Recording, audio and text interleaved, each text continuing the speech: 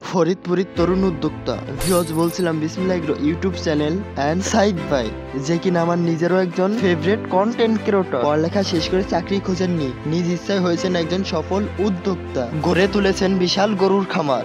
গরু পালনের পাশাপাশি ছাগল, হাঁস, মুরগি, এমনকি কোয়েল পাখি পালনেও সফল হয়েছেন। খামারি না বলে কৃষকও বলা যায়, কারণ সে নিজেই নিজেকে কৃষক দাবি করেন। তার আর একটি পরিচয় আছে, তিনি একজন সফল কন্টেন্ট ক্রিয়েটর। চলেন ভিউয়ার্স, আমরা তার নিজ মুখ থেকে কিছু শুনে আসি।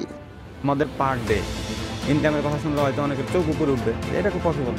স্বপ্ন ছিল যে পাবলিক ইউনিভার্সিটিতে পড়বো, বাট সেটা আর আমি ফর্মই কিনতে পারি। তার স্বপ্ন ছিল পাবলিক ইউনিভার্সিটিতে পড়বে, কিন্তু সে ফর্মই কিনতে পারেনি।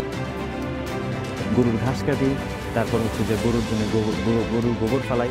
একের পর এক গ্রামের মানুষ, আশেপাশের মানুষ, মানে যা বলা যায় ছেলের পড়াশোনা করেছে। গ্রামের একটা মানে প্রচলিত ব্যাপার হচ্ছে যে ছেলে যদি শিক্ষিত হয় তার একটা সরকারি চাকরি লাগবে। চিকিৎসা দেওয়ার পরে 12,000 টাকার মতো বিল ছিল। আমার কাছে টাকা ছিল না যে আমি ঢাকা বিশ্ববিদ্যালয় ব্যতীত অন্য কোনো জায়গায় ফর্ম কিনবো। আমার ফ্যামিলি সেটা অ্যাফোর্ড করতে পারেনি।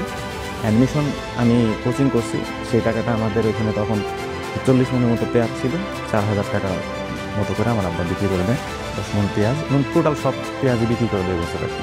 তারপর আপনার অ্যাডমিশনের টাকা হচ্ছিল না? না না, আমি যখন কোচিং করি, আচ্ছা, কোচিংয়ের টাকাটা দেওয়া হয়েছিল, খরচের টাকা, ঢাকায় থাকবো, খরচের টাকা এবং কোচিংয়ের টাকা, এগুলো দেওয়া। ও তারপরে আর টাকা নাই? না, টাকা ছিল না এবং দিতেও পারেনি।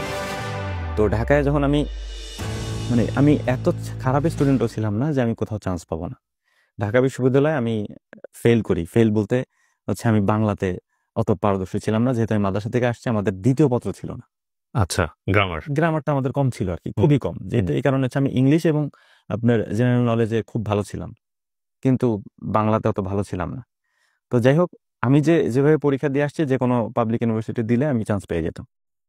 ঢাকা বিশ্ববিদ্যালয়ে পরীক্ষা দেওয়ার পর যখন বললাম যে এখানে যেহেতু হইলো না, তো বিভিন্ন জায়গায় আরো ফর্ম কিনতে হবে, জগন্নাথ আছে, এদিকে জাহাঙ্গীরনগর আছে, তো ফ্যামিলি থেকে বললো যে সেটা আর পসিবল না আমাদের জন্য, এই টাকা দেওয়া বা তুমি ওখানে যে পরীক্ষা দেবা এটা দিতে পারবো না। স্বপ্ন ছিল যে পাবলিক ইউনিভার্সিটিতে পড়বো। আপনারা যদি বিসমিল্লাহ এগ্রো ইউটিউব চ্যানেলের নিত্য নতুন ভিডিও দেখতে চান, তাহলে আমাদের চ্যানেলটি সাবস্ক্রাইব করে দিয়ে আমাদের পাশেই থাকতে হবে। সেটা আর আমি ফর্মই কিনতে পারিনি। এটা হচ্ছে আমার জীবনের সব থেকে একটা মানে ইউনিভার্সাল ট্রুথ, অপ্রিয় সত্য কথা আমার জন্য, যে আমি ফর্ম কিনতে পারিনি যে পাবলিক ইউনিভার্সিটিতে ভর্তি হওয়ার জন্য।